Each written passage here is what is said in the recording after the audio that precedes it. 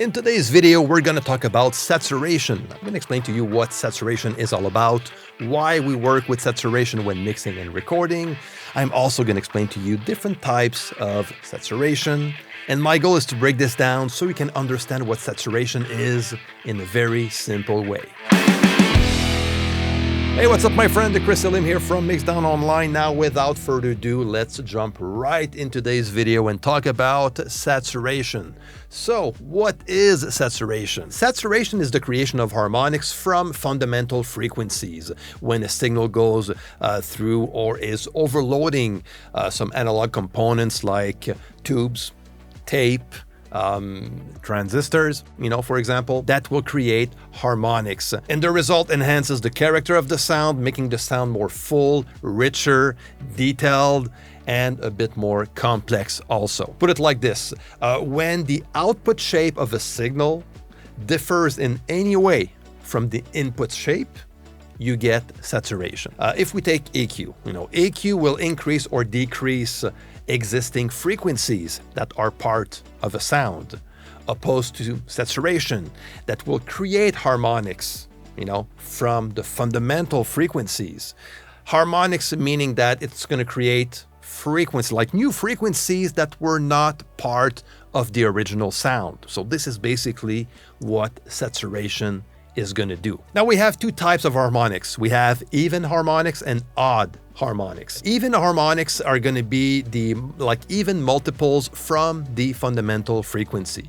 So let's say if I go in Cubase, let's check what we have here. We have a graphic analyzer, which I'm using, and this one is a free one. It's Span, a very cool one. And I'm going to use this plugin, Saphira, which is a saturation plugin from Waves. And this one will create even harmonics and also odd harmonics, and I'll be able to balance those out. Okay, so I'm just going to bypass them for now, and I'm going to base myself on a sine wave that I'm going to set up at 400 Hertz. Okay, so let's have a quick listen. Okay, so that is the original fundamental 400 Hertz frequency. And if I add some even harmonics, now I have new frequencies that has been created. So we have 800 Hertz and also 1.6 kilohertz. So those are even harmonics from the original fundamental frequency.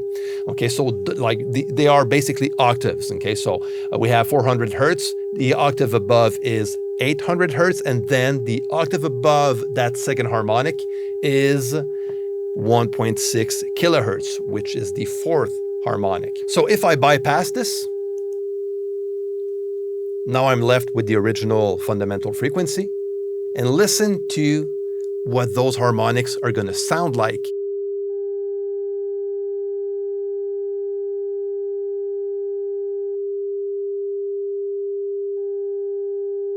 It's very subtle, but it changes the sound. Okay, now I'm going to create some odd frequencies, like odd harmonics. Different sound, okay? And now the saturation has created the fifth harmonic, and so on. So those are uneven or odd multiples of the fundamental frequency, that is 400 Hertz. Now, the second frequency available is the fifth harmonic, which is at 1.2 kilohertz, and then we have 2 kilohertz, and so on. So they are odd multiples of the fundamental frequency. So this is basically what even harmonics and odd harmonics are going to sound like. Even harmonics is going to create a sound that is a bit more full, clear, round, rich. Odd harmonics, and now we're talking about a sound that is going to be a bit more detailed, a bit more bright, with more edge, a bit more aggressiveness also. So those characteristics are going to be produced by odd harmonics. There's also different types of saturation, like tape saturation, tube saturation produced by transistors or transformers. These are different types of saturation that will produce different types of sound, and that will distribute harmonics differently from one another. Some saturation will favor even harmonics and some other saturation odd harmonics, but they will all distribute even and odd harmonics just in a different way. So let's go in Cubase, and again, I'm going to use the sine tone, and let's test a few of them out.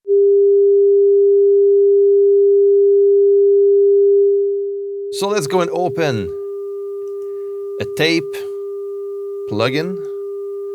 If I increase the input to create more harmonics, this is what I'm getting. So not super aggressive, okay? Let's try out the Omega. Very nice. You bring that up. The more drive you add, the more harmonics are going to be created. Okay? Then let's go and use Decapitator. Same thing. This one is way more edgier. But you can use it in a very smooth way also. Let's go with the Black Box tube saturation. Again, you can use it in a very subtle way. And if I add a bit more of grit to it, there you go. So you can visually see what that does to a signal, just a simple sine wave signal. But in reality, we're dealing with more complex waveforms and signals like a kick drum or a bass, guitar, a voice, which is based on a lot of frequencies and not only one frequency. So when you add saturation to a regular sound, like a vocal, for example, or a bass, that will create harmonics on those fundamental frequencies that are part of that sound. Okay, let's listen to a drum groove and add some saturation. Let's go with tape. Okay, by doing nothing, if I bypass it. Okay, it's a bit more round, warmer. Let's increase the input. There you go.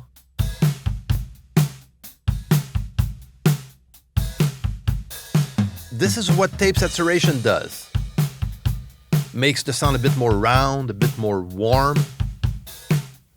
And that's because of the attenuation of high frequencies, depending on the IPS level you have. So that is the tape speed, basically. If I bring that down to 7.5 IPS, it's even darker. Okay, so that gives you an idea. So if I'm looking for something a bit more warm or a bit more round, gluey, like analog gluey type of sound, I'm going to go towards tape saturation. I'm going to bypass this, and now let's go with Decapitator for this one, which is a saturation plugin that I love to work with. This one is by Soundtoys. Bit more edgier.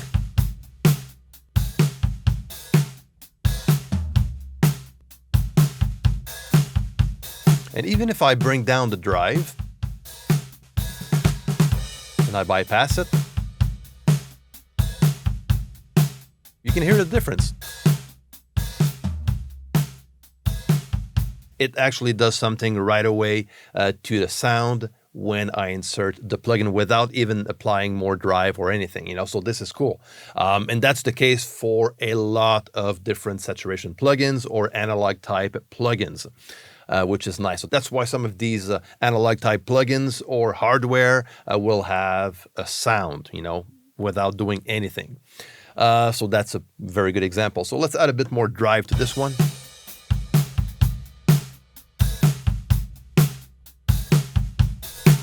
Select a different style that produces different tones.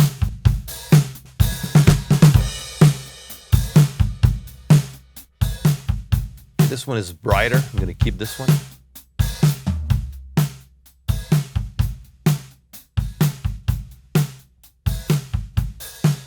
Okay. So I want to bring my sound, my drum sound a bit more bright. That is going to do the trick very, very well. So I'm going to keep it this way. Let's try this out on the bass. Let's go with the Omega for this one.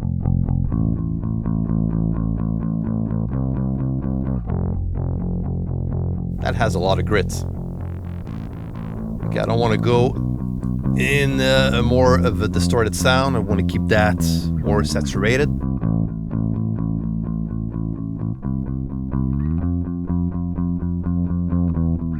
Nice. With the drums.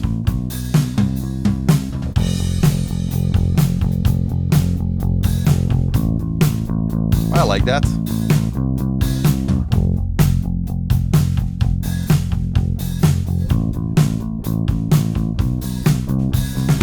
Okay, now for the pad, I'm gonna go with Magneto, which is a tape saturation plugin straight from Cubase. What I like about this one is that you can add saturation within a frequency range. And this is what I have right now. So between 700 Hertz to 4.2K or something, I'm gonna add some tape saturation. If I bypass it, I kind of like that. Very nice tone. A bit more open. Let's bring on the full band now.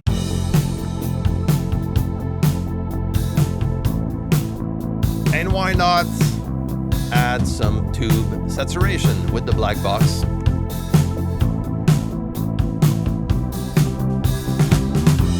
Very subtle, but it adds a bit more fullness, a bit more brightness also.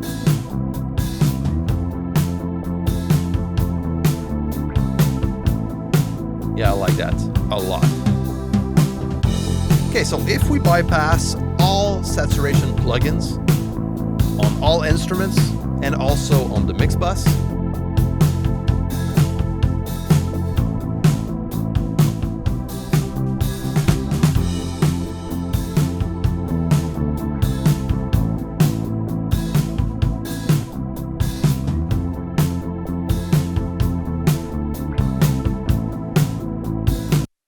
so there you go. You can hear a huge difference. Even if all those types of saturation were done in, like on some tracks, in a very subtle way, you can still hear a huge difference.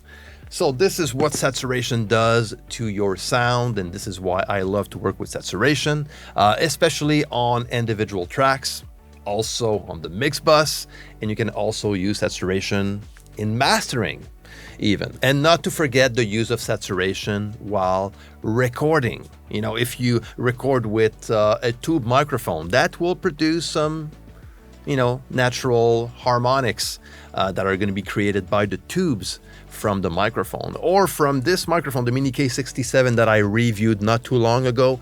The transformer circuit will produce some nice harmonic saturation, you know, a bit like a tube microphone will. So this is the type of thing that can be done while recording, using a microphone that will lean towards producing some harmonic saturation, or a preamp, like an analog type preamp, like my Vintic 473, which has an input knob and also an output level knob that I can play with. So if I want to add a bit more saturation from the analog circuit of the preamp, I can just add a bit more of input level, bring down the output level to balance that out. So this way I'm going to get more harmonics created by the preamp to get a very nice tone. And of course, if we increase the level of drive to get more saturation, now we are going to go towards the distortion territory. Some units are more favorable to create very nice distortion tones, like guitar amps,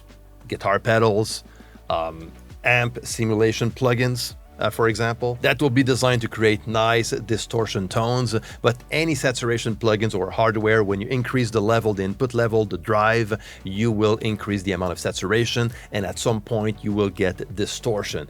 And if this is something you want, this is how you do it. So the most important thing here is to know what you're looking for when you want to work with saturation. What is your end goal? What type of saturation you're looking for? What do you want to add to your sound? You want to make your sound warmer, rounder, or fuller, or a bit more edgier, fuzzier. It depends, you know, and that will determine with which type of saturation you will go for. So I hope that video was helpful. If so, share, like, subscribe to the channel if you're not already. And if you have any comments or questions, feel free to leave everything down below. Until next time, take care and see you.